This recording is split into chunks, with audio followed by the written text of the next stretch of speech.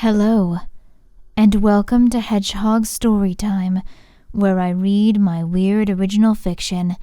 The following story is part of the Edie Valley Project. Link to the playlist in the description below. Yes, you have to read them all. No, that is not a request. Sorry, I've been gone for a little while. Sudden random vertigo will do that to you, so this is a week delayed. I apologize, but that's okay. It's enabled me to get a little bit further ahead on the story writing front. This is another one that I think you just need to read it. But it's a turning point. For sure it's a turning point. I've been building up to this story for quite a while. So, here we are. Without further ado, this is Multilayered Antagonism. Kay was tired. Kay was always tired. The price for ambition, she supposed. It was just something that she learned to deal with over the years. Just one more thing she had to fight through on top of everything else on her plate. Why, just in the last 24 hours, she'd had to deal with Gilvaden the stick up his ass, Doug, all his shitty little friends, and now the fact that on top of everything else, Tommy was in Discord. And if he was here, then it was only a matter of time before he knew that Kay was too. That was one meeting she was not looking forward to. She had more important meetings she needed to worry about right now.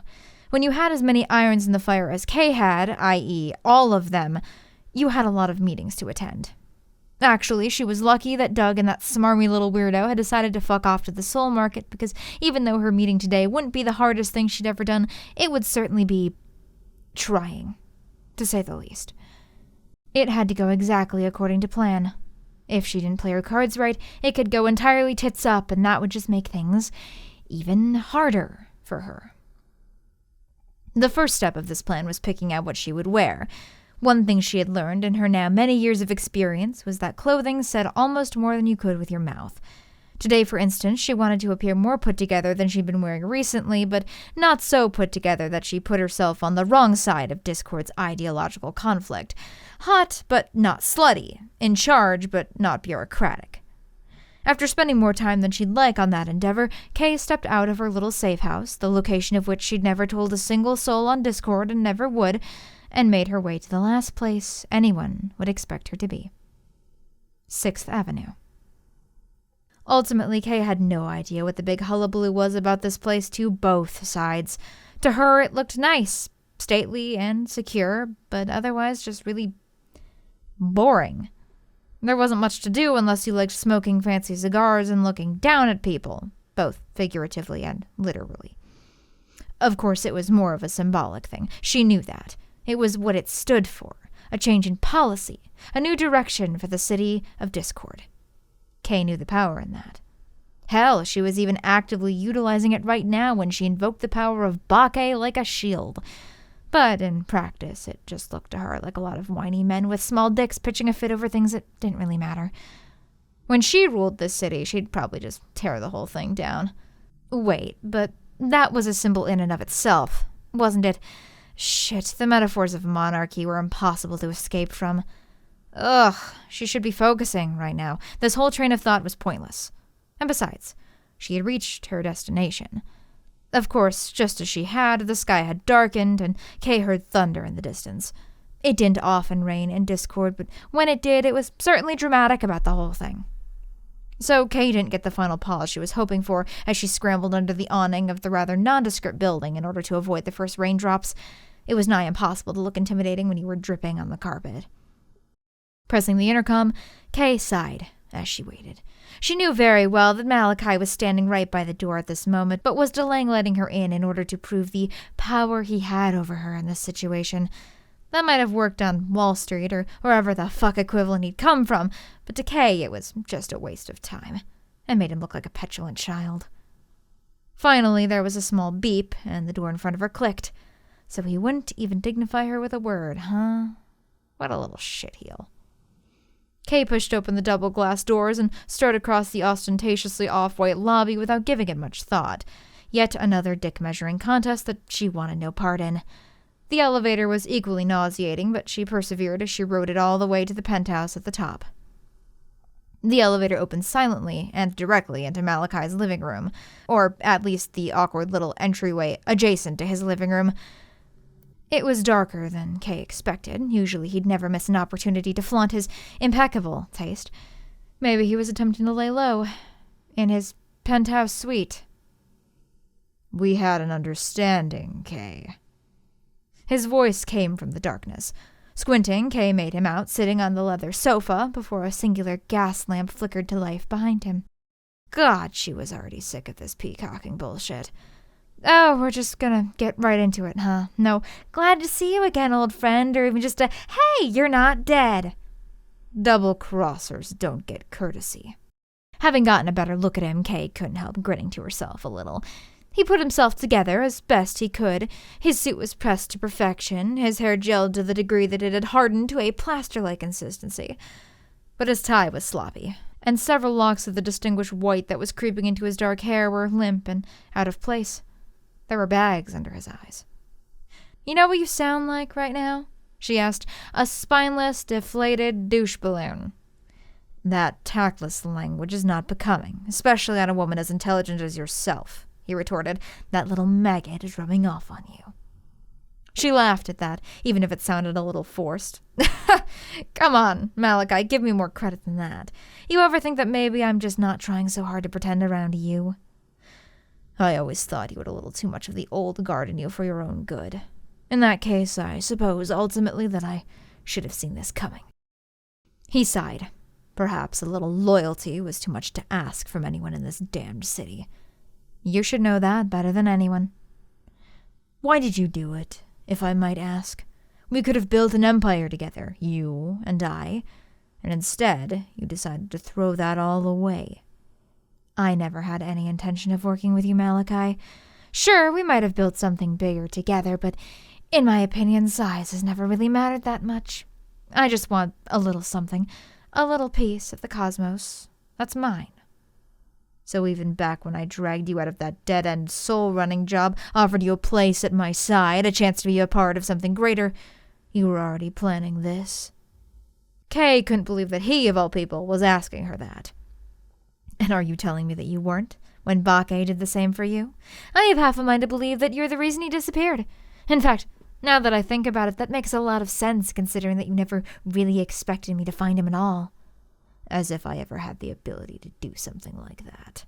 Malachi scoffed. "You underestimate just how powerful Bake really was.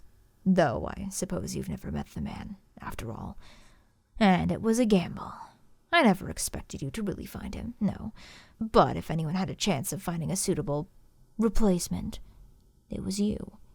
"Bullshit." "I beg your pardon?" "You just thought I was getting to be too much of a thorn in your side. Did you think I'd forget what you said? To not bother coming back without him? And don't you go on about any grand plans when I succeeded at finding you a good puppet. You just wanted to get rid of me." "Is that why you're doing this? You feel I've slighted you in some way?"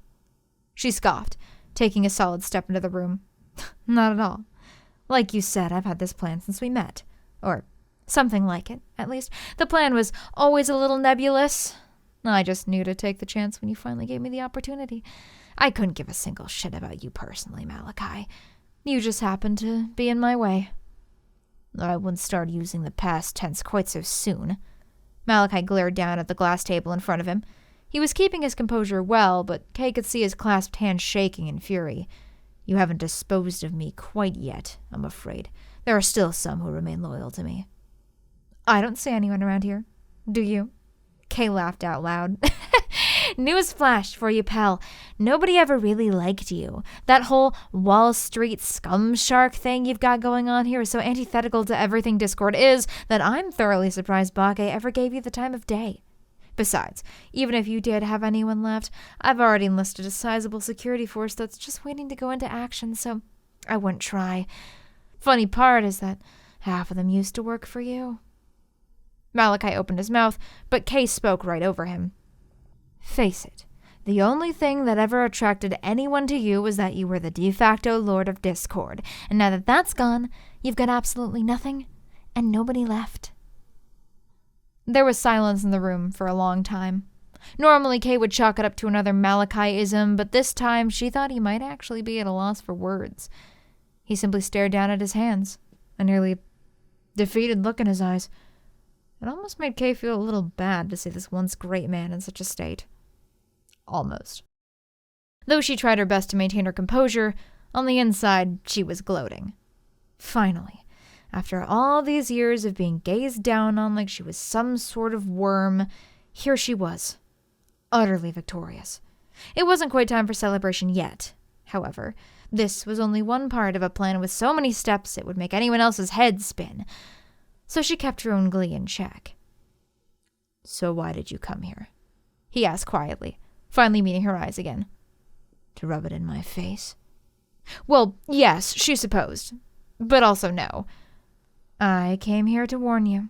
She glanced away. "Think of it as a courtesy to a former employer." "Warn me? I think it may be a little too late for that." His words were biting. "Nope, 'cause there's more. I'm warning you that maybe it's time to retire. Find yourself a nice little tropical reality somewhere and just vanish. For good.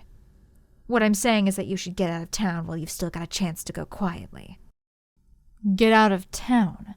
Frankly, I'm not going anywhere. If I do recall, I was given express permission to stay by Bakke himself. A word of advice. Keep your dog on a tighter leash." "Well," she shrugged, "when shit goes down and the mob's at your door, don't say I didn't warn you. I find your confidence in that child highly disconcerting, especially coming from you, as if he could do anything more than incite a drug-fueled orgy. The path you've chosen is most difficult, Kay. I don't envy you." "Is that sympathy I'm hearing?" A strange smile broke out across Kay's face. "You have your work cut out for you. That boy is an idiot. He may be a better actor than I gave him credit for, but he's just a man. At some point, be it tomorrow or in 5 years, he'll mess up, and this whole scheme of yours will come crashing down around you." She couldn't hold it in anymore. Kay erupted into laughter, the sound reverberating harshly around the tinny room. "What do you find so amusing?" Malachi asked after letting her go for a minute. It's just funny," she said, wiping a stray tear from her eye. "You think he's going to be around long enough to have a chance?" There was a moment of quiet, before Malachi's eyes abruptly widened. Kay could see the pieces clicking into place as he realized just what her end goal was. Finally. Took him long enough. "You never intended to play the role of Vizier at all," he whispered, sounding nearly impressed. "You're going to cause utter chaos and use that to claim that damn throne for yourself. Nowhere else in the entire cosmos is that feasible except here." "Like I said," Kay waved, turning back to the elevator. This had gone exactly as she'd wanted it. "I'd get out of town while you still can, or you might just go down with him." The only sound in the room was the ding and shudder of the elevator as Kay left Malachi utterly dumbfounded. The elevator descended smoothly to the lobby once more, and Kay felt like she was floating all the way down to hell with a grin on her face.